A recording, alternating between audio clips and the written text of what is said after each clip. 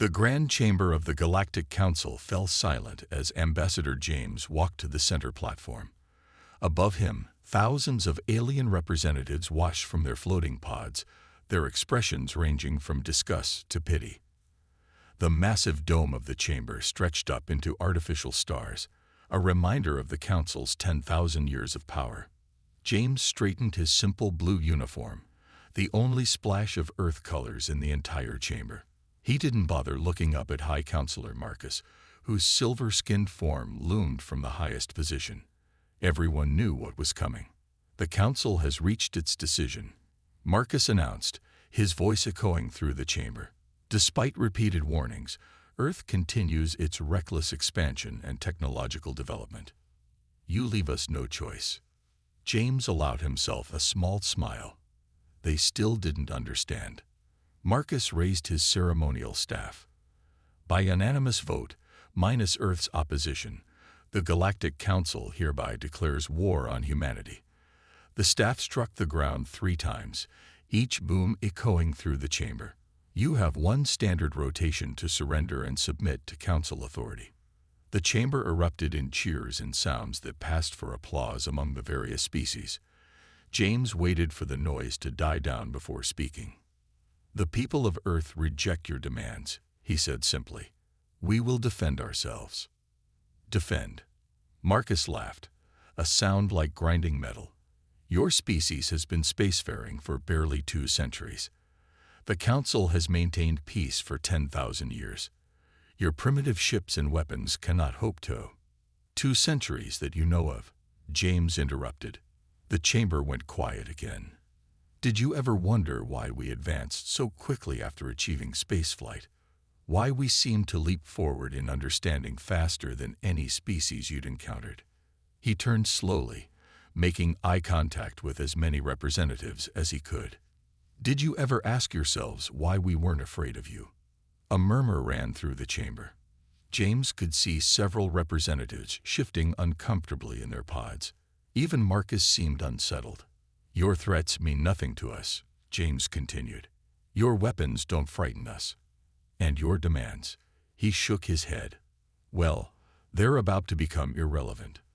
He reached into his pocket and pulled out an old pocket watch, the kind that hadn't been commonly used on Earth for centuries. The simple action drew every eye in the chamber. My great-grandmother gave me this before she died, he said, his voice carrying clearly through the silence. She told me to open it when this day came. Would you like to know what's inside? No one spoke. James clicked the watch open. A small hologram appeared above it, showing Earth as it appeared 500 years ago. We knew you were coming, he said softly. We've always known. Those ruins you found on Mars, the ones you thought were left by some long-dead civilization. They were ours. We put them there to make you think we were just beginning to explore our solar system. The chamber erupted in shocked whispers and accusations. Marcus rose from his seat, his silver skin rippling with anger. You dare to claim. We dare to tell you the truth, finally, James said. Humanity hasn't been rushing to catch up with you. We've been waiting, watching, preparing. And now that you've declared war, he closed the watch with a snap. Now we can finally stop pretending. He turned and walked toward the chamber's exit, his footsteps echoing in the stunned silence. At the doorway, he paused and looked back. The Council has maintained peace through suppression and fear for 10,000 years. That ends today. He pressed a small button on his collar. Earth Command, this is Ambassador James. They've made their choice. As he walked away, the artificial stars above the chamber flickered and went dark, leaving the Council in shadow for the first time in 10 millennia. Humanity's mask had finally come off, and the galaxy was about to learn why Earth had never been afraid. Admiral Ellen stood at the command window of Jupiter Station, watching the massive gas giant swirl below. The giant red storm that had raged for centuries seemed particularly fitting today. A storm was coming to the galaxy, and humanity had chosen its ground carefully. Status report, she said, not turning from the window. All defense platforms are active. Admiral, Lieutenant Tom reported from his station. The quantum shield network is operating at full capacity. Fleet positions are green across the board. Ellen nodded, finally turning to face the command center. The massive room was carved into an asteroid, one of hundreds that made up humanity's hidden military hub in Jupiter's orbit. On the main display, thousands of green dots showed Earth's true military strength, not the small defensive fleet they'd shown the Council, but the real force they'd built over centuries. And our special projects. Tom smiled. Project Mirror is ready. The Council's own sensors will lie to them, showing them exactly what they expect to see. Old ships, primitive weapons, everything they think we should have. Good. Ellen walked to the central command table, where a holographic map showed the entire solar system. And the bait. The civilian ships are in position, looking appropriately helpless. Council scouts have already spotted them trying to evacuate the outer colonies. A younger officer, fresh from Earth, raised his hand. "Ma'am, why are we letting them think we're weak? Why not show them our real strength and avoid the fight altogether?" Ellen smiled. It was a good question, one she asked herself decades ago, when she'd first learned the truth about Earth's history. Because, Jim, this isn't just about winning a war. It's about ending the Council's control forever. She touched the hologram, zooming in on Earth. For 10,000 years, they've kept the galaxy in check by crushing any civilization that grew too strong, too fast. They make an example of them, force them to regress, keep them weak. She zoomed back out, highlighting the Council's approaching fleet positions in red. But humanity learned about them long ago. We found their monitoring devices in our solar system during Earth's medieval period. Instead of destroying them, we studied them. We learned. We planned. For centuries, we've maintained a careful illusion of normal development while building our real technology in secret. And now they'd fallen for it, Tom added. Their own pride won't let them see the truth. They think we're just another upstart species that needs to be put in our place. Ellen nodded. Exactly. And when they come in force, thinking they're facing a primitive fleet, she pressed another button, and hundreds of hidden defense platforms appeared in the hologram, scattered throughout the asteroid belt. They'll learn what humanity can really do. A warning light flashed on the main display. "Admiral," Tom called out.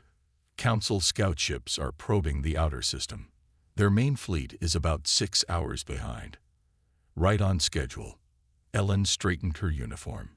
"Send word to Earth Command. Operation Hidden Hand is now active. And get me a channel to our friends in the Resistance."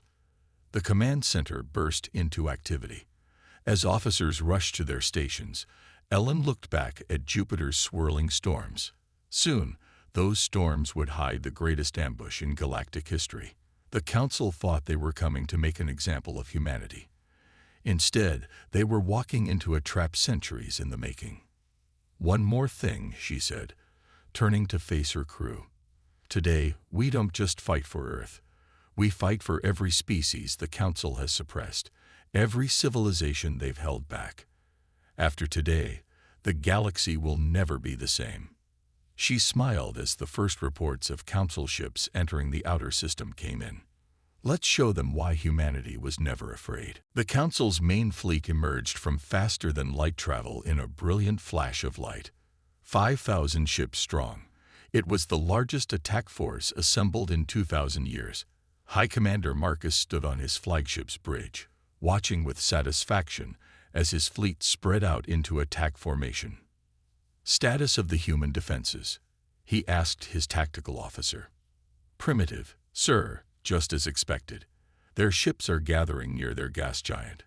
Crude weapons, basic shields. They don't stand a chance." Marcus nodded, his silver skin reflecting the starlight.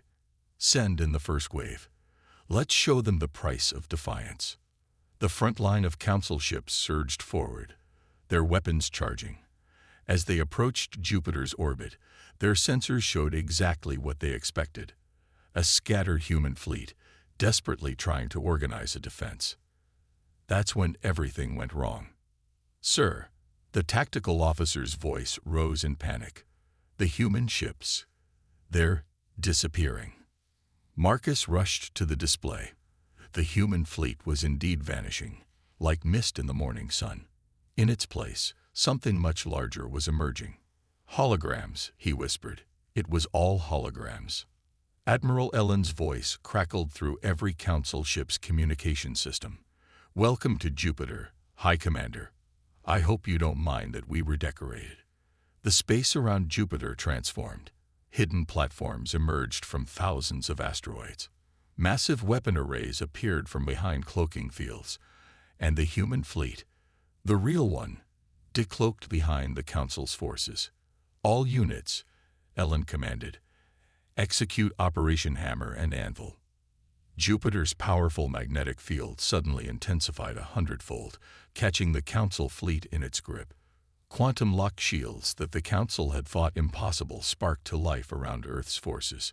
"Impossible," Marcus shouted. "Your species can't have this technology. You're too young." "Young?" Ellen's laugh echoed through the command channel. "We've been preparing for this moment since before your great-grandparents were born. The only thing young about us was your understanding of our capabilities." The trap closed. Human ships, far more advanced than anything the Council had seen, opened fire from all directions. Their weapons cut through Council shields like they weren't even there. Asteroids that had seemed natural revealed themselves as massive gun platforms, their weapons already charged. "Last chance, Marcus," Ellen offered. "Surrender your fleet. End this before more lives are lost." Marcus snarled, his pride overwhelming his judgment. "The Council does not surrender to primitives. All ships, attack pattern Delta. Show these upstarts the true might-off." His words cut off as the first wave of human weapons fire struck his fleet. Council ships, designed to fight enemies with technology they understood, found their shields useless against weapons that seemed to ignore the laws of physics as they knew them. "Admiral," Lieutenant Tom reported from his station on Jupiter Command, "enemy fleet is attempting to regroup. Their formation is broken." Ellen nodded grimly. "Begin Phase 2. Let's show them what humanity's primitive technology can really do." The battle that followed would be remembered for centuries. Council ships, the pride of a 10,000-year-old empire, fell before weapons they couldn't understand. Their sensors, confused by human technology, showed them threats that weren't there and missed the ones that were. As his fleet crumbled around him, Marcus finally understood. The humans hadn't been advancing quickly. They had been advancing in secret, waiting for this moment. Every primitive ship they'd shown the Council, every seemingly basic technology they'd revealed, had been part of an elaborate deception. And now, as he watched his mighty fleet torn apart by weapons that shouldn't exist, he realized the truth that would shake the galaxy. Humanity hadn't just prepared for war. They had prepared to end the Council's reign forever. Captain Michael's stealth ship slipped through the ruins of the Council's defense fleet, its advanced cloaking system making it invisible to even the most advanced alien sensors. The massive Council archives loomed ahead, its crystal spires stretching up into the artificial atmosphere of the Council's capital world. "Team status," he whispered into his comm unit. "Team 1 in position," came the reply from his second-in-command, Lisa. "Security systems are just as the Resistance described. Old. Overconfident." Michael smiled. The Council had grown so used to being the most advanced civilization that they'd stopped innovating centuries ago. They never expected anyone to dare attack their sacred archives. "Begin Operation Truth," he ordered. "Remember, we need those files intact." His team moved silently through the archives halls, their advanced suits making them practically invisible. Years of studying Council technology had taught humanity all its weaknesses. The security systems, designed to detect known technology, couldn't see through humanity's quantum-shifted equipment. They'd reached the central database without raising a single alarm. Lisa plugged their decoder into the main terminal, and the truth of the galaxy's history began pouring onto their screens. "Captain," she called out, her voice tight with anger, "you need to see this." Michael looked at the files she'd found. His eyes widened as he read. "Send this to command immediately." The files told a story that would shake the galaxy. 10,000 years ago, the Council hadn't formed to preserve peace. They'd formed to prevent change. The species that now ruled the Council had been the first to achieve faster-than-light travel. But instead of sharing their knowledge, they'd decided to control it. "Look at this," Lisa pointed to another file. Every time a species got close to making a major breakthrough, the Council would stage a crisis that would force them to regress. Wars, economic collapse, artificial disasters. "But they missed us," Michael said, understanding dawning. "Because we found their monitoring equipment so early. We were able to feed them false data," Lisa finished.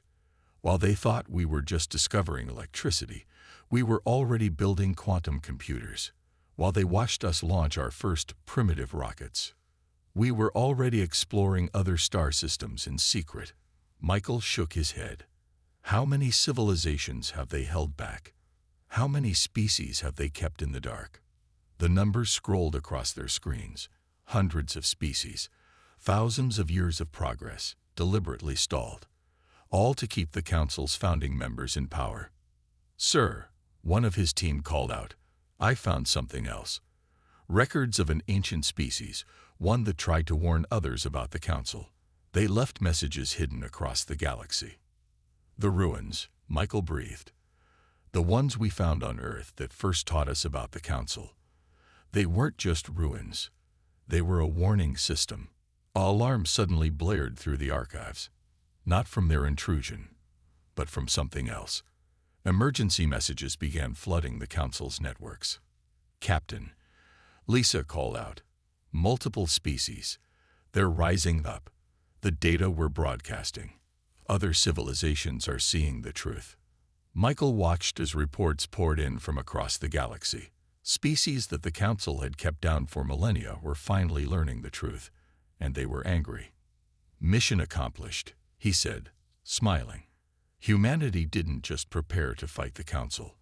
We prepared to free everyone they'd enslaved." As his team extracted from the archives, carrying the proof of the Council's deception, Michael sent one final message to Earth Command. "The truth is out. Operation Lighthouse is a success. The galaxy is waking up. The Council's greatest weapon had always been secrecy. And now, thanks to humanity's centuries of preparation, that weapon was gone forever." Admiral Ellen watched the tactical display as hundreds of new signals appeared across the galaxy map. After centuries of oppression, other civilizations were finally rising up against the Council. The spark of rebellion that humanity had carefully planned was now a raging fire. "Status report on the rebel fleets," she commanded. Lieutenant Tom's fingers flew across his console. "The Blue Star Empire has officially broken from the Council. Their fleet is engaging Council forces in 3 sectors. The Desert Worlds Alliance is deploying their hidden ships. Apparently, we weren't the only ones with secret technology." Ellen smiled. Humanity's intelligence network had known about these hidden forces. In fact, they had secretly helped several species develop them over the centuries, all while the Council remained blind to the growing resistance. "Message from the trading guilds," another officer called out. "They're opening their secret hyperspace routes to rebel forces. The Council's supply lines are being cut off." The massive screen showed Council territory shrinking as more and more species declared their independence. The carefully maintained facade of Council unity was crumbling. Just as planned. Ambassador James's voice came through the command channel. "Admiral, the Council chamber is in chaos. Half the member species have walked out. The others are demanding answers about the archive files." "Good." Ellen pulled up the strategic map. "Begin Phase 3. Show them what a truly united galaxy can do." Across Council space, hidden weapons platforms that humanity had helped other species build came online. Quantum communication networks, far more advanced than anything the Council possessed, linked the rebel forces together. The Council's military advantage, built on keeping other species weak, vanished in hours. "Message from High Commander Marcus," Tom reported. "He's requesting a ceasefire. Ellen's expression hardened. Put him through. Marcus's silver face appeared on the main screen, his usual arrogance replaced by desperate anger. You've doomed us all. Without the Council maintaining order, the galaxy will fall into chaos. No, Marcus, Ellen replied calmly. We're freeing the galaxy from the chaos you created.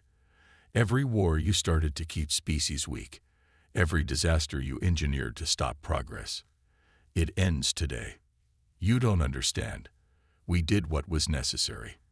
Advanced technology in the wrong hands. Save it. Ellen cut him off. We found the truth in your archives. You didn't fear advanced technology. You feared losing your power. New alerts flashed across the tactical display. More Council ships were surrendering by the minute. Species that had been enemies under Council rule were now working together, sharing the technology they'd hidden from their oppressors. Admiral, Tom called out excitedly. The rim worlds are reporting in. Their deep space sensors just detected something big. It looks like another hidden fleet. Ellen nodded. The final reserve. A combined fleet built in secret by 20 different species, hidden in the darkness between galaxies. Humanity helped coordinate its construction, but every ship out there represents a different species' dream of freedom. She turned back to Marcus's image. You see, while you were watching us, thinking we were just one primitive species trying to advance too quickly, we were helping everyone you oppressed. Every world you thought you'd successfully kept down was actually preparing, building, waiting for this moment.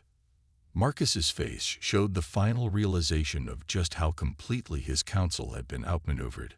All this time, we were never building an army to fight you, Ellen confirmed. We were building a galaxy that could free itself from you. She cut the transmission as the combined rebel fleet began its final push toward the Council's capital. The war wasn't over, but its outcome was no longer in doubt. The galaxy would never be the same. And that had been humanity's plan all along. The Council's capital world burned. Not from weapons or warfare, but from the light of revolution. Billions of holographic displays filled its skies, broadcasting the truth to every citizen. Streets that had been empty for 10,000 years, now filled with protesters from 100 different species. Captain Michael stood at the entrance to the Council chamber, watching as former Council guards threw down their weapons and joined the revolution. His team had just finished securing the building's central control systems. Status report, he called into his comm unit. The last loyal Council members are barricaded in the high chamber, Lisa responded. But they've lost control of everything else. The defense systems, the communication networks, even their precious archives. It's all in rebel hands now. Michael nodded, remembering how different the same chamber had looked just days ago, when Ambassador James had stood alone against the Council's war declaration. Now representatives from formerly suppressed species filled the lower levels, working together to form a new government. Sir, a young officer ran up to him, holding a datapad. Message from Admiral Ellen. The last Council fleet has surrendered. The Desert Worlds Alliance caught them trying to escape to their emergency bunker system. They won't find safety there either. Michael smiled. We've known about those bunkers for centuries. Every escape route, every hidden base. We found them all long ago. The building shook slightly as another wave of ships entered the atmosphere. Not warships this time, but vessels carrying leaders from across the galaxy. Species that had been enemies under Council rule were now landing together, ready to build something new. Captain, Lisa's voice came through his comm again. We found something in the High Chamber's private files. Something big. Michael made his way through the crowded halls to the secure computer room. Lisa stood at a terminal, her face lit by streams of ancient data. Look at this, she pointed to the screen. The Council didn't just hold back technology. They hid entire branches of science, artificial intelligence, clean energy, even biological immortality. They kept it all locked away to maintain control. Not anymore, Michael said firmly. Send this to the science teams. Every species deserves access to this knowledge. Suddenly, the building's speakers crackled to life. High Commander Marcus's voice, no longer proud but desperate, echoed through the halls. "You don't understand what you've done," he shouted. "We maintained order. We prevented chaos. Without our control, the galaxy will." The transmission cut off as Ambassador James walked into the room, holding a deactivated command crystal. "I think we've all heard enough from the old guard," he said calmly. "The galaxy doesn't need their kind of order anymore." Michael looked out the window at the changed city below. Species that had been kept apart by council law now worked together in the streets. Ships from 100 worlds filled the skies, their crews helping to maintain peace and distribute supplies. The council's propaganda machines had always claimed that different species couldn't cooperate without their control. Now that lie was exposed for all to see. "Sir," Lisa called out, "the new Galactic Assembly is ready for their first session. They're requesting human representatives to help establish the new government structure." James nodded. "Tell them we'll be honored to help, but we won't lead. This new galaxy belongs to everyone, not just humanity." As they walked toward the assembly chamber, Michael saw the future taking shape. The council's reign of suppression was over. In its place, a true alliance of equals was forming. Species that had been held back for millennia were finally free to grow, to innovate, to reach their full potential. Humanity's greatest victory wasn't winning the war.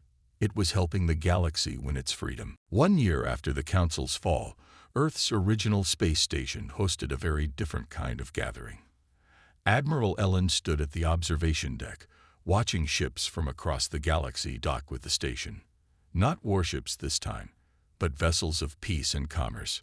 "Quite a change from last year," Ambassador James said, joining her at the window. "Hard to believe it's only been 12 months since they declared war on us." Ellen smiled, watching a massive Desert Worlds trading ship glide past. Its hull gleamed with technology that the Council had once forbidden. "How are the new trade agreements coming along?" "Better than we hoped," James replied. "Turns out when you let species work together freely, they're pretty good at solving problems. The new Galactic Exchange has already approved 3,000 technology sharing programs." Below them, Earth shone like a blue jewel. But it was no longer alone in its advancement.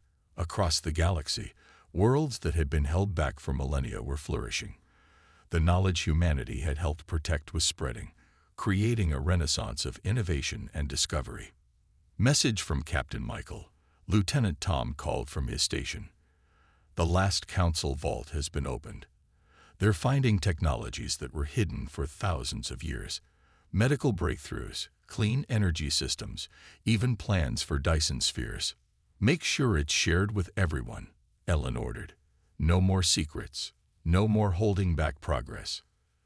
The station's main hall had been converted into a meeting space for the new Galactic Alliance. Representatives from hundreds of species gathered there daily, working together to build a better future. The Council's old hierarchy was gone, replaced by a true democracy of equals. "You know," James said thoughtfully, "some of them still ask why we did it, why Earth spent centuries preparing, not just to defend ourselves, but to free everyone." Ellen turned from the window. "And what do you tell them?" "The truth. That when we found those ancient warnings about the Council, we made a choice. We could have just protected ourselves, built up our defenses and waited. But that wouldn't have been human." A group of young aliens passed by, students in the new Galactic University program. They carried devices that merged technologies from a dozen different worlds, innovations that would have been impossible under Council rule. "Latest reports from the outer systems," Tom announced. 3 more species have achieved faster than light travel now that the Council's restrictions are gone. They're requesting membership in the Alliance. "Approve it," James smiled.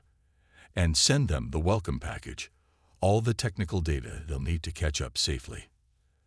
Ellen watched as more ships arrived, each bearing the marks of different worlds working together. The Council had claimed that their control was necessary to prevent chaos, but the galaxy had proven them wrong. Freedom hadn't brought destruction. It had brought cooperation, innovation, and peace. "There's something poetic about it," she said finally. The council declared war because they thought humanity was advancing too quickly. But in the end, their war didn't stop progress. It freed everyone to advance together. James nodded, looking out at the bustling space lanes. They never understood the real truth about humanity. We weren't advancing too fast. We were just the first to realize that everyone deserves the chance to reach for the stars.